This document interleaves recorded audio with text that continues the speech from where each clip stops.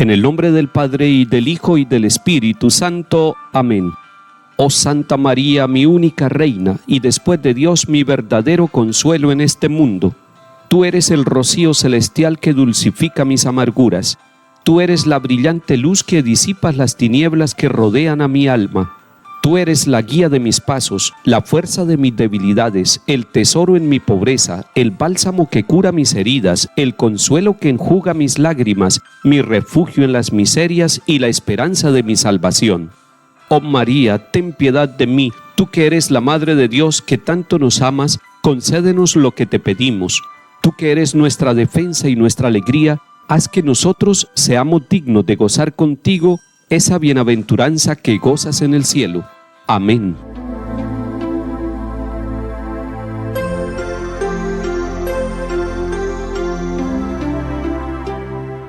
Lectura del libro del Génesis, capítulos 41 y 42.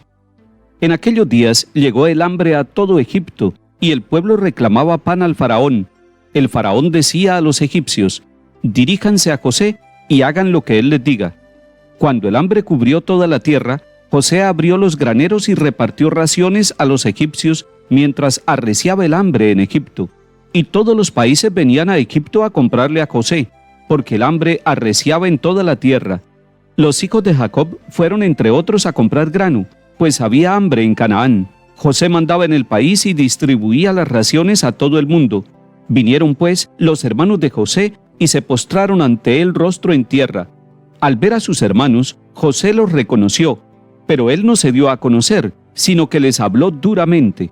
¿De dónde vienen?, contestaron. De tierra de Canaán, a comprar provisiones. Y los hizo detener durante 3 días. Al tercer día les dijo: yo temo a Dios, por eso harán lo siguiente y salvarán la vida. Si son gente honrada, uno de ustedes quedará aquí encarcelado, y los demás irán a llevar víveres a sus familias hambrientas. Después me traerán a su hermano menor.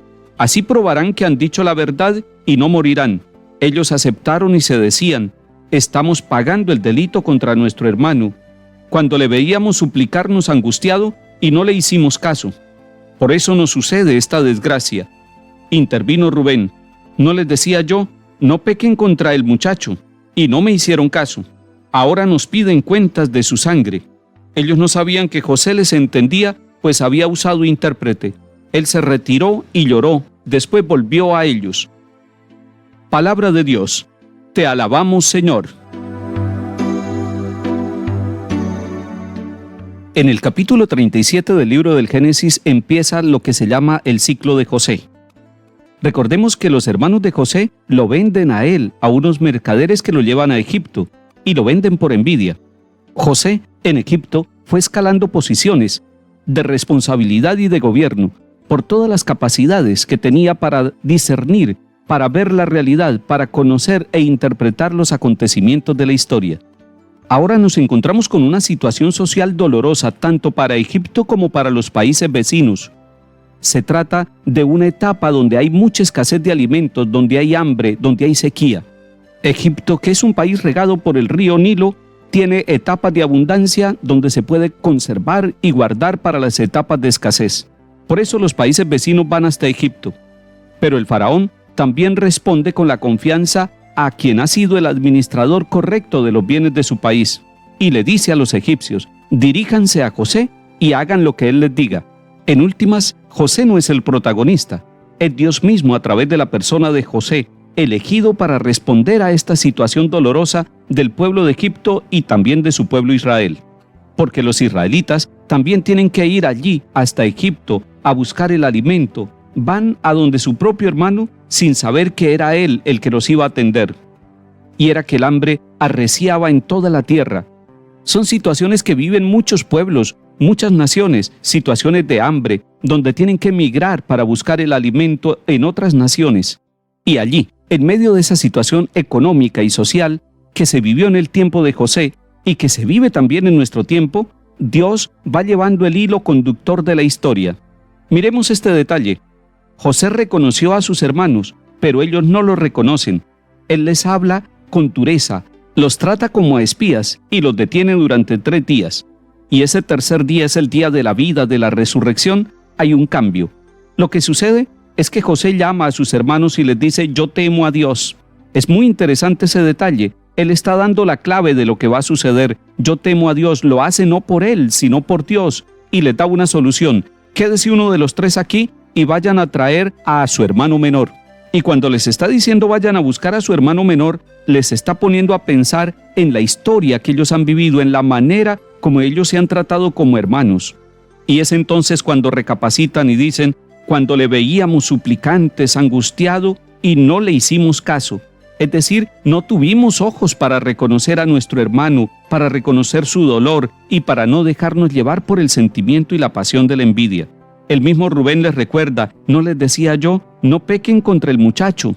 Pues bien, esta historia nos está mostrando que Dios está acompañando la historia de los pueblos, y en los momentos de riqueza y de escasez, Él es el centro de la vida. No es José, sino el mismo Dios el que actúa en favor de los pueblos y el que nos hace pensar que muchas veces las situaciones de empobrecimiento que tenemos, las tenemos porque no somos capaces de vivir la fraternidad y la solidaridad. Hoy que sea un día para la fraternidad, hoy que sea un día para reconocer a nuestros hermanos en la abundancia y en la escasez, hoy que sea un día para reconocer que podemos compartir con los demás lo que tenemos, porque llegarán días posiblemente en que necesitamos que los otros nos compartan a nosotros sus bienes. La historia tiene muchos altibajos y lo mejor es que nosotros en cada uno de los momentos, ya sea en los de mayor abundancia o en los de escasez, seamos fraternos. Que la línea conductora de toda la historia de nuestra vida sea la solidaridad, sea la fraternidad y la capacidad de reconocer a los otros como hermanos para compartirles lo que Dios nos ha dado.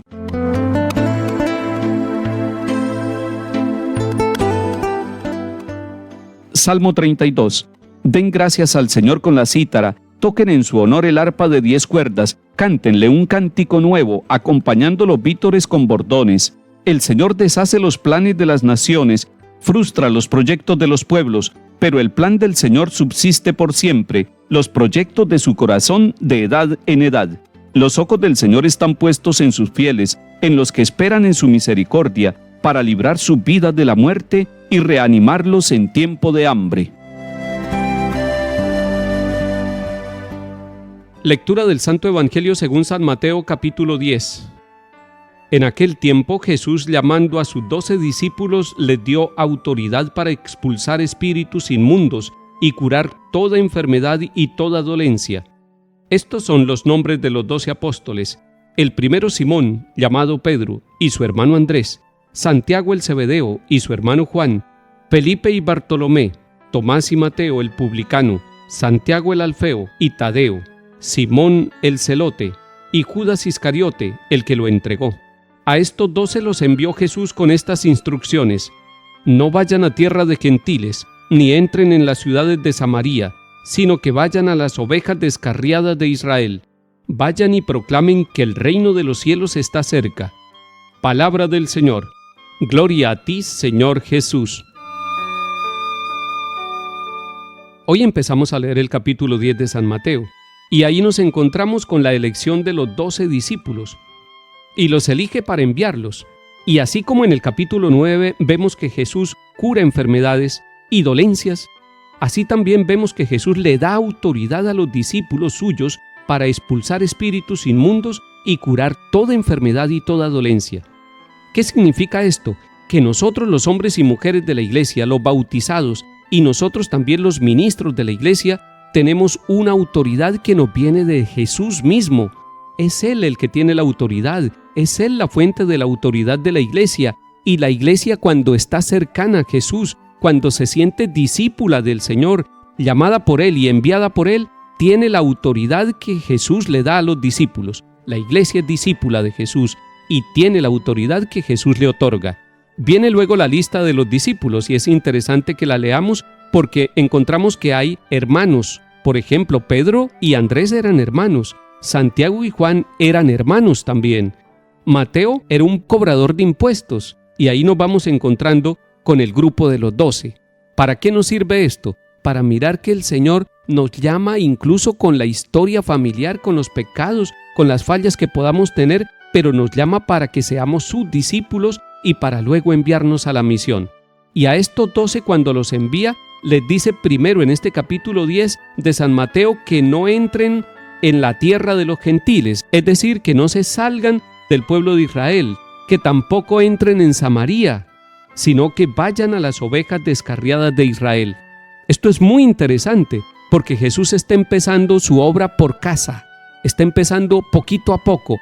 Después, más adelante, vamos a ver que Jesús dice, vayan a todos los pueblos, ya no les pone restricciones. Aquí les está diciendo que no vayan a Samaria y que no vayan donde los gentiles, que más bien busquen las ovejas descarriadas de la casa de Israel. Y el mensaje que nos da el Señor es que cuando nosotros vayamos a ser misioneros enviados por el Señor, empecemos por nuestro propio corazón, empecemos por la oveja descarriada que es cada uno de nosotros y hagamos misión dentro de nuestra propia familia antes de irnos a cualquier país lejano. Y después, cuando tengamos la experiencia de Jesús, la misión dentro de nuestro corazón y dentro de nuestra casa, tendremos la experiencia, la fortaleza y la sabiduría, la alegría y la convicción para poder ser misioneros en territorio de paganos y en naciones extranjeras. Que el Señor nos haga misioneros dentro del corazón y dentro de la casa. En el nombre del Padre, y del Hijo, y del Espíritu Santo. Amén.